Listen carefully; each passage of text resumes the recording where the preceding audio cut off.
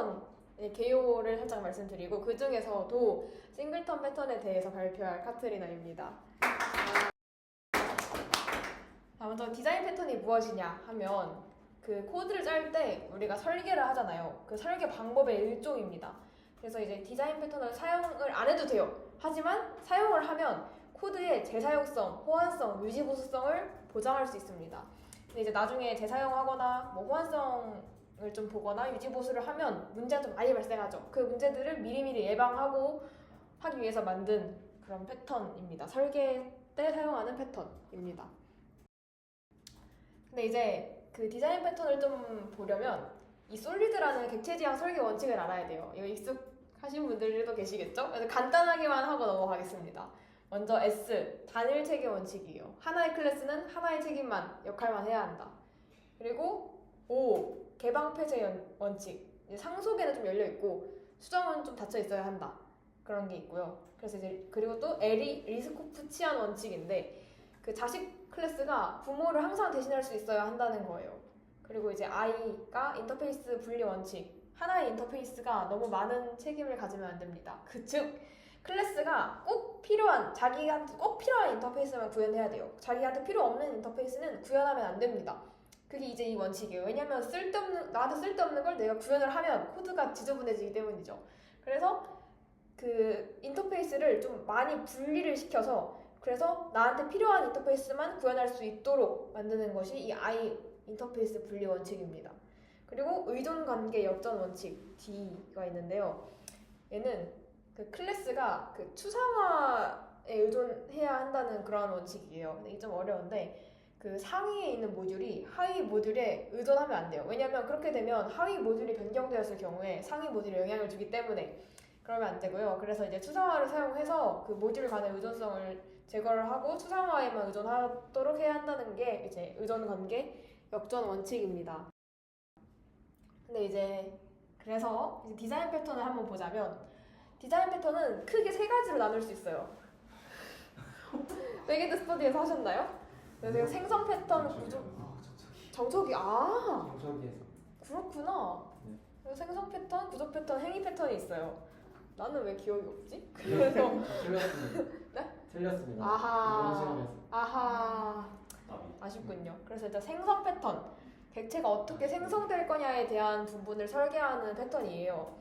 예를 들어서 DB 연결을 할 건데 DB 연결이 여러 개 만들어지면 오류가 나겠죠. 그래서 그걸 방지하기 위해서 인스턴스를 하나만 만든다.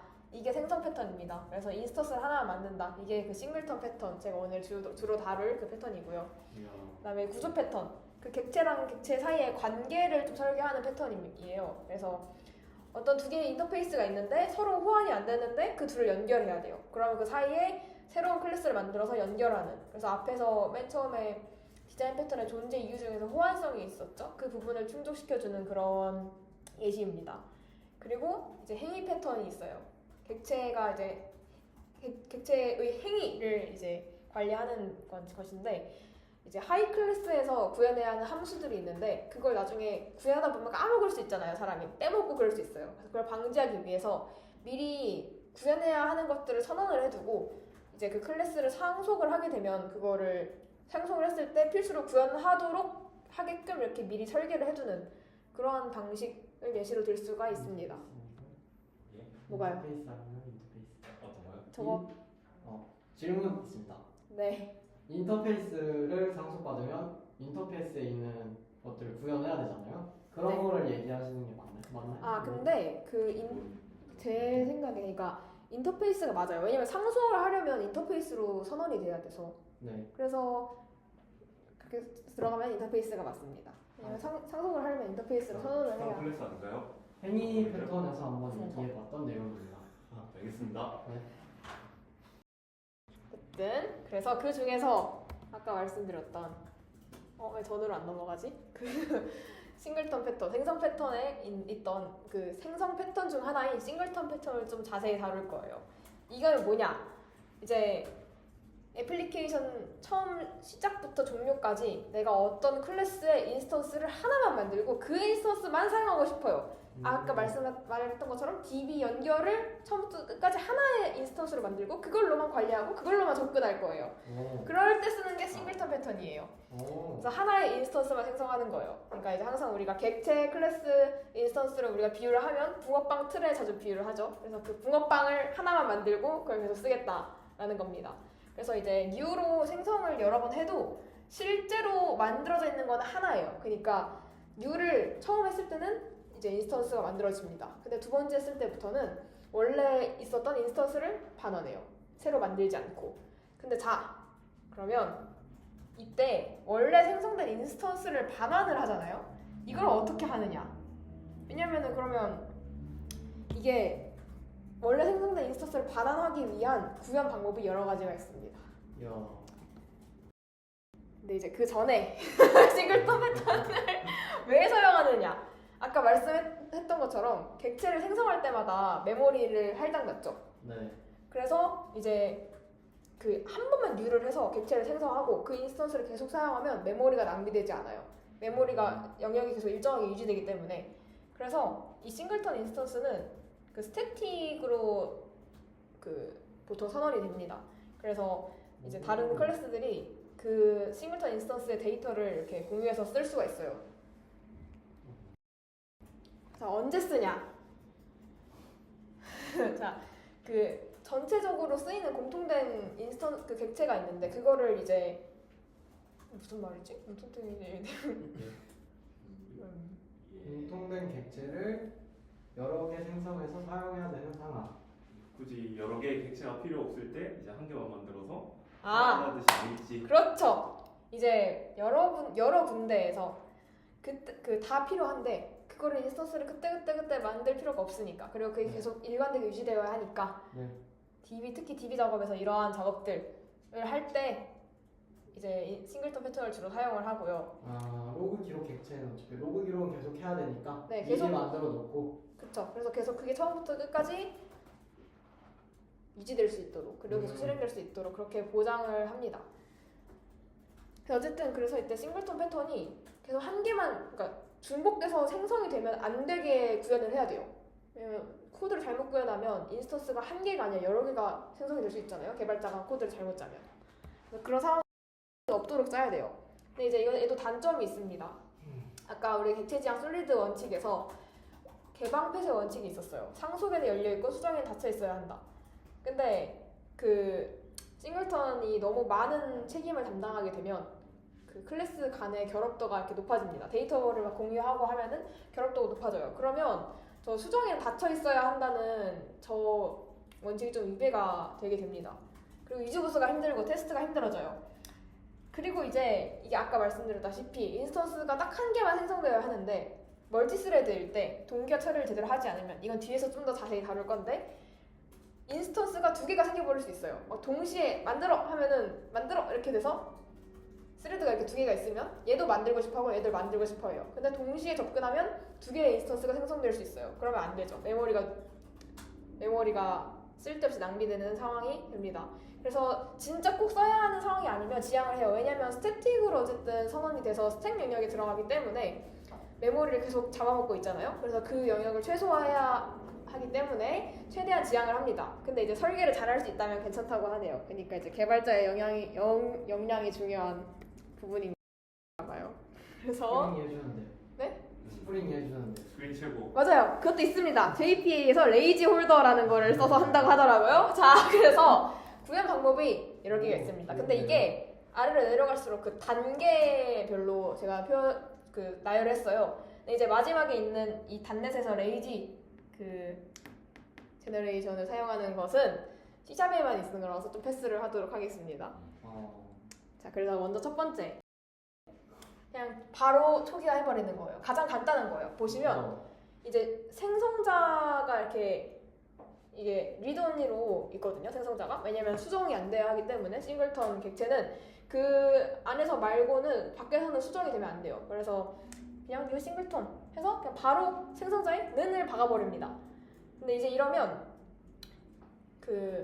이게 내가 이거를 그러니까 뉴를 하지 않았음에도 보내는 거야. 그러니까 필요하지 않을 때도 메모리를 차지를 하고 그 초기화를 지금 꼭 안 해도 되는 애가 있으면은 좀 비효율적이 될 수 있는 그런 방식이에요. 가장 간단하지만 좀 쓸데없이 메모리를 차지하는 그런 방식입니다. 그래서 이제 두 번째가 있는데 얘는 이제 앞에 거랑 크게 다르진 않아요. 다르진 않는데 이전으로 못 넘어가나 보네. 파워포인트 녹화하면. 그래서 앞에 거랑 크게 다르진 않은데 얘는 이 생성자를 스태틱으로 선언을 해서 그 안에서 여러 가지 것들을 구현을 할 수 있게 합니다. 그래서 앞에 거랑 비슷하지만 여기에 추가적으로 내가 넣고 싶은 로직을 더 넣을 수가 있어요. 근데 어쨌든 얘도 앞에 거랑 똑같이 클래스가 로드 될 때 한 번 실행되는데 어쨌든 좀 메모리 측면에서 좀 문제가 있죠. 클래스 로드 할 때 내가 원하지 않을 때 일단 실행이 되기 때문에. 그래서 이제 세 번째 레이지 이니셜라이제이션이 있습니다. 지연초 기화인데 이제 클래스가 로드될 때가 아니라 내가 이 인스턴스를 필요로 할 때 생성하는 거예요. 그래서 메모리 낭비가 일어나지 않아요. 근데 얘는 멀티스레드 환경에서는 안전하지 않아요. 앞에서 그 멀티스레드 환경에서는 인스턴스가 여러 개 생기지 않도록 관리를 잘해야 한다 했죠. 근데 얘는 보면 인스턴스가 널이면, 그러니까 아직 인스턴스가 만들어지지 않았으면 new를 해요. 근데 이게 동시에 여러 스레드가 이 조건을 동시에 통과하면 인스턴스가 여러 개 만들어지는 거예요. 그럼 안 되죠.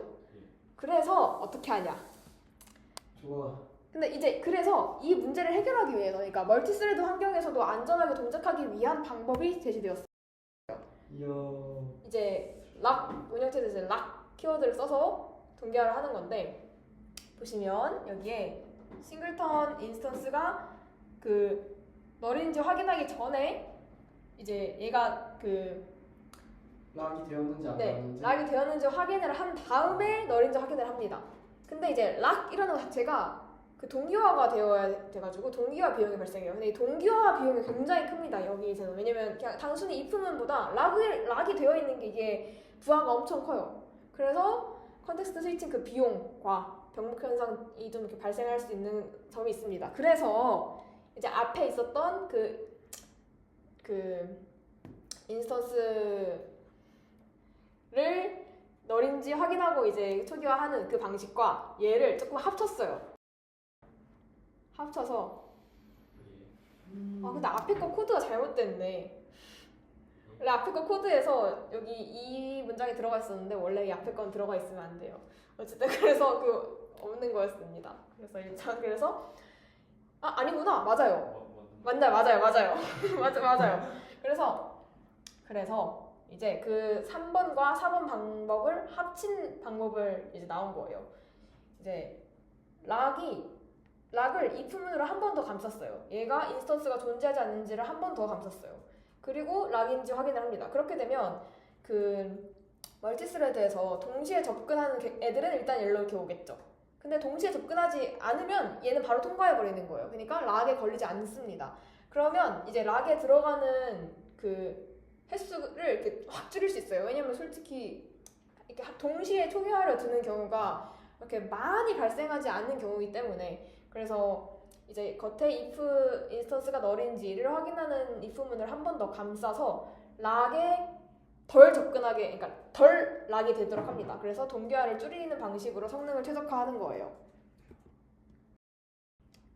자, 근데 이제 쉬운 방법이 있어요. 이런 것들을 이제 JPA와 C# 단넷에서 구현을 해놨습니다. 그게 뭐냐? 근데 지금 제가 보여드리는 코드는 다 C#입니다.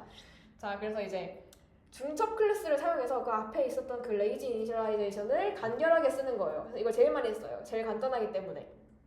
그래서 일단 그 중첩 클래스로 그래서 이제 생성자는 프라이빗입니다. 외부에서 그 아까 그 뭐 생성자를 스태틱으로 해서 외부에서 그거를 뉴한다든지 했는데 이번에는 중첩 클래스를 써서 이 홀더라는 애 안에서 그 이니셜라이 그 생성 뉴를 할 거예요.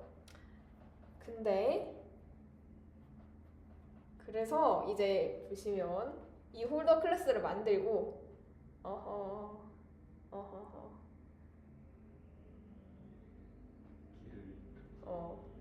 중첩 클래스의 인스턴스를 외부에 제공한다. 홀더 점 인스턴스. 상속받은 건가? 중첩 클래스 스태틱 필드로 싱글턴 인스턴스를 생성한다.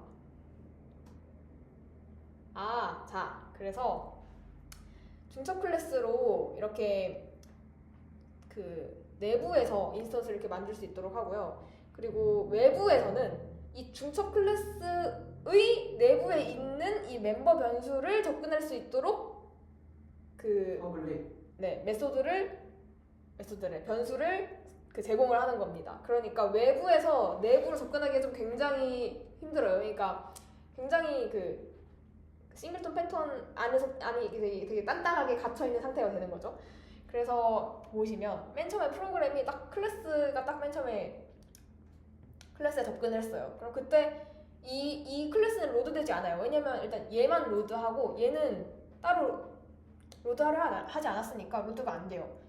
그리고 스태틱이 아니잖아요. 아까 스태틱이면은 이제 로드가 되겠으나 스태틱이 아니니까 로드가 안 돼요. 근데 그러고 나서 나중에 외부에서 나 그 인스턴스 내놔라고 하면 그때 이제 이 홀더에 접근을 하게 되니까 그때서야 얘가 초기화가 되는 거예요.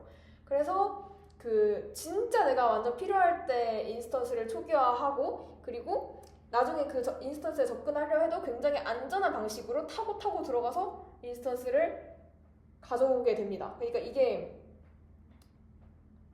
이 과정에서 그 아까 앞에서 구현했던 그 if문들이 다 해결이 되는 거예요. 그 if문들을 쓸 필요가 없이 if 필요 없고 락도 필요 없게 되는 겁니다. 그래서 이 방식을 가장 많이 써요. 그렇습니다.